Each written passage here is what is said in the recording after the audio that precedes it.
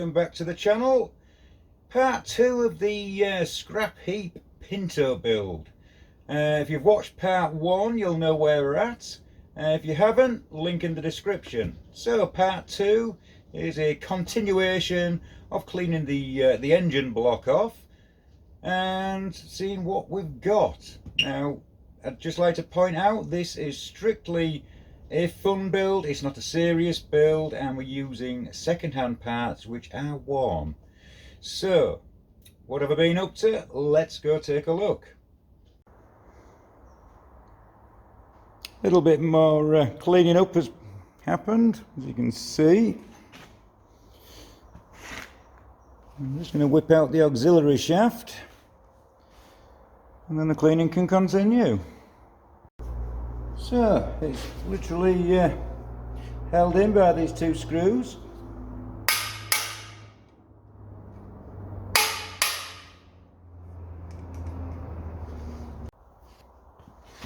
So with those cracked off, we'll just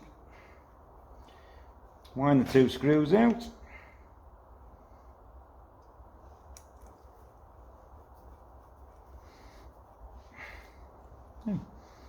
Oh, they've had some oil trap behind them and it smells of old Pinto engine. So that's what keeps it in place. A little bit of wear on there. However, I've probably got some spare ones if needed. So let's strap the little auxiliary shaft. The fuel pump, the mechanical fuel pump runs on there. That drives the distributor, which in turn drives the oil pump. That's the bearing surface, and that's for the seal. Yeah, doesn't look too bad, that one. Right, let's gently give this front face a clean. Trying to keep away from the bearing in there. We don't want to trash that. Yeah, that's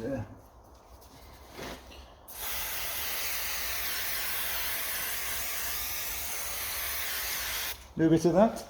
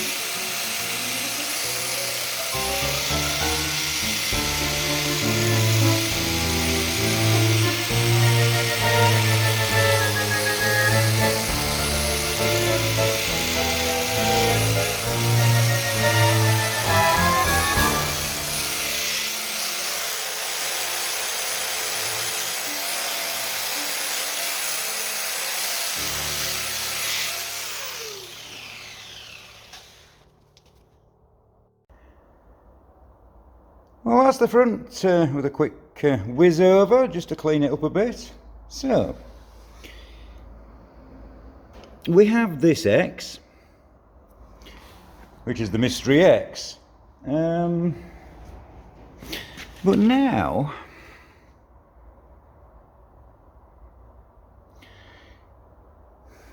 if you can say that, we have another Mystery X.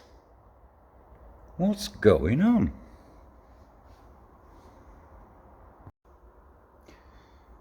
A little bit more cleaning. That's looking a bit more respectable now.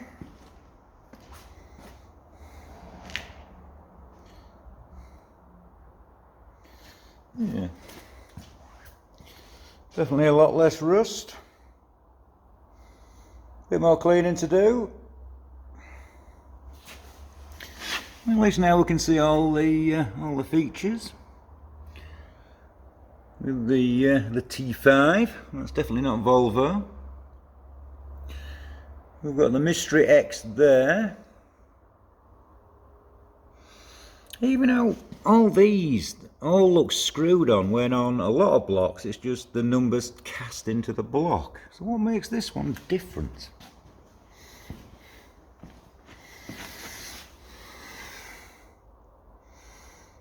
Again, on this side it's got the T5 again. These numbers, the first 4, and normally there's only 4 numbers on here, refers to the, I think, the grade of piston. Quite often it'll be all the same numbers, 22, this is 2232. Quite often you'd have 2222. It varies. But those numbers, not sure of. On here, I don't know if you can see it. Can't see it very well.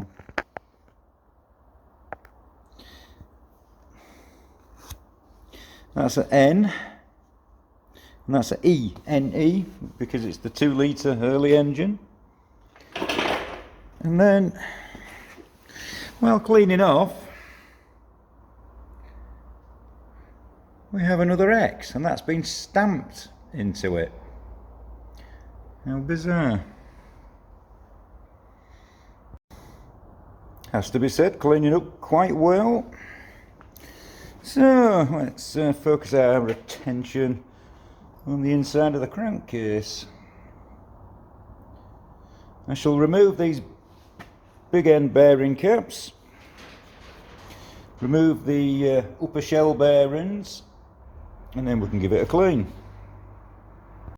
Doubt these will be tight. No.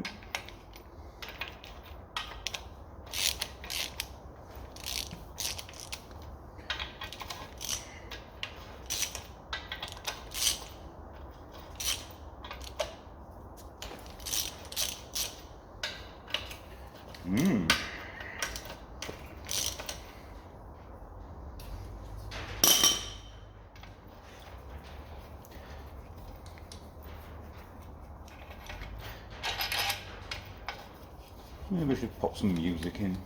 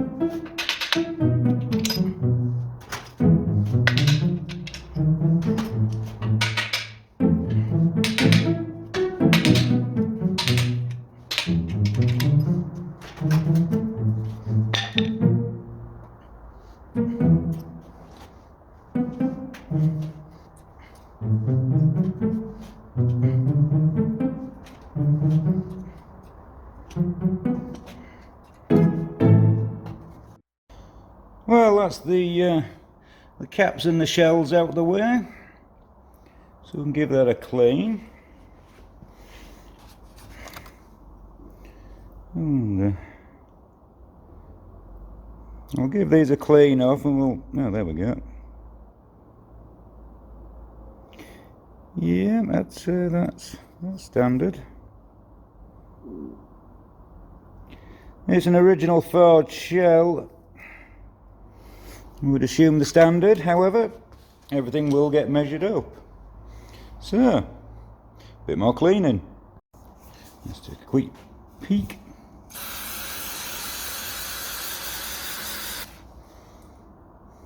Well, that's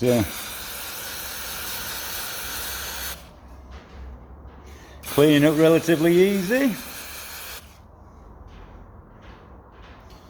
Right, I shall continue with this. You go make yourself a cup of coffee or a cup of tea, get some snacks, and I'll see you when I've got it cleaned up.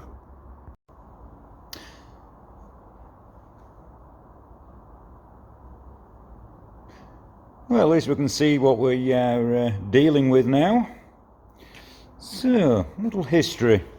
The Ford overhead cam Pinto engine came out in 1.6 and 2-litre form in 1970. And the block pretty much stayed the same until about 1984, when it was actually replaced by the 205 block. The 205 being a little bit stronger, a little bit stiffer, and the cylinder wall thickness was also improved upon. So this block is now, we've established, according to that engine number, that would make it January 1983. Now, I've seen quite a few blocks over the years, and this one definitely does look a little bit different. Normally these numbers are kind of cast in the block without looking like they've been screwed on the block. That X is a mystery. So is the T5. We have T5 there, remember that. We have NE on there. Now that's quite normal. So far we've got one normal, a normal engine number, or so it appears. Even though it has been machined in a strange way, and I do wonder if it's been renumbered. Who knows? So yeah, mystery X. Let's go around the other side.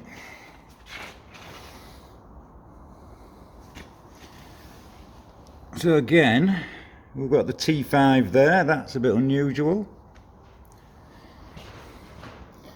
The numbers on here, the first 4 digits, which is normal to have 4 digits, are the piston grades. Quite often they're all the same number, but this one wasn't. But this number afterwards is 3A6. That's a new one on me.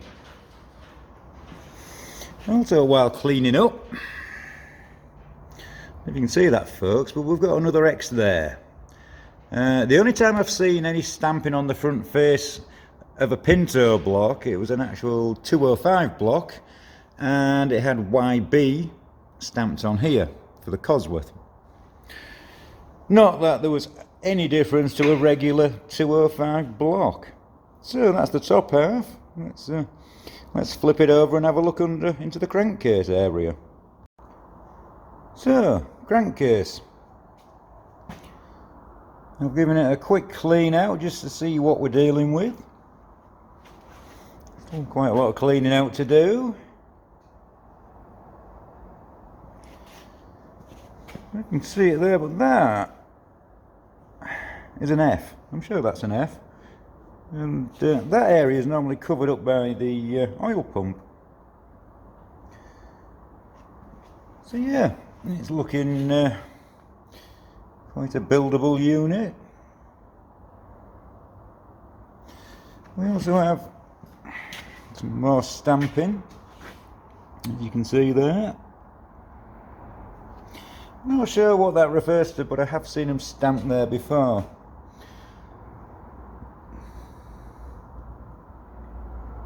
So yeah, that's looking quite respectable, really. I'd say it's been sat in a soggy garage for a long time. So there it is. The initial clean-up complete. We can see what we've got. It's a 1983 vehicle, so it's probably nothing special. I'm just curious about the X markings. It must mean something to somebody. Well, it'll serve purpose. This is just basically a budget build, something for a bit of fun, and then something we can twat about with trying these Chinese Weber cabs and things. In fact, I might even have a turbo somewhere. Who knows? Well, folks, I think it's cleaned up quite well to say it's been in the garage for so long. You saw what it started off like, and condition-wise, yeah, average. I've seen a lot worse, I've seen a lot better. So next I need to go find some more parts. So the next video might be in the garage, hunting out scrap parts of cylinder heads, pistons, connecting rods, all sorts. Try and get enough parts together to build this up. And remember, folks, this isn't a serious build. This is just something for fun. I've built a lot of these over the years. I'd just like to see how cheap I can build one, just for a bit of fun and maybe some educational videos. Teach people on basic ignition timing, carburetor settings, all that jazz. So, thanks for watching, liking and subscribing.